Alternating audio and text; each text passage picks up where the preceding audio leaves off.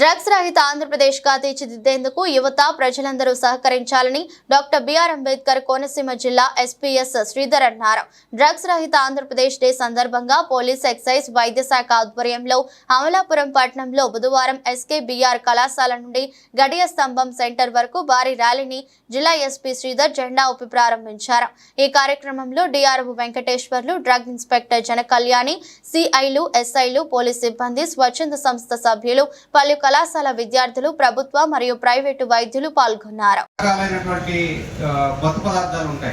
ఒకటి న్యాచురల్ అంటే గాంజా ఇలాంటి వాటిని న్యాచురల్ మత్తు పదార్థాలు అంటారు. ఇంకోటి సింథటిక్ అంటే ఆర్టిఫిషియల్ కెమికల్స్ తో ఉండేవి. ఈ రెండిట్లో దేనికి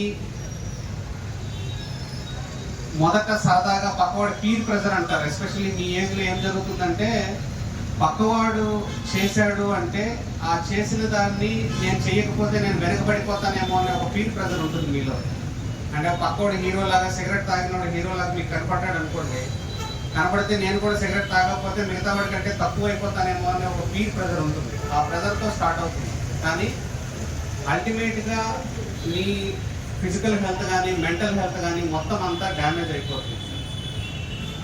మా దగ్గరకు వచ్చేటటువంటి పేరెంట్స్ చాలామంది మంచి కెరీర్స్ ఉండేటటువంటి పిల్లలు, బాగా చదువుకునే పిల్లలు అందరూ కూడా. ఎందుకంటే మిమ్మల్ని ఎందుకు మేము మాట్లాడుతున్నామంటే రాబోయే తరంలో మీరు ఇంపార్టెంట్. సో మరోసారి మీ అందరికీ పోలీస్ శాఖ తరఫున చెప్తున్నది ఏమంటే చాలా స్ట్రింజెంట్ లాస్ ఉన్నాయి.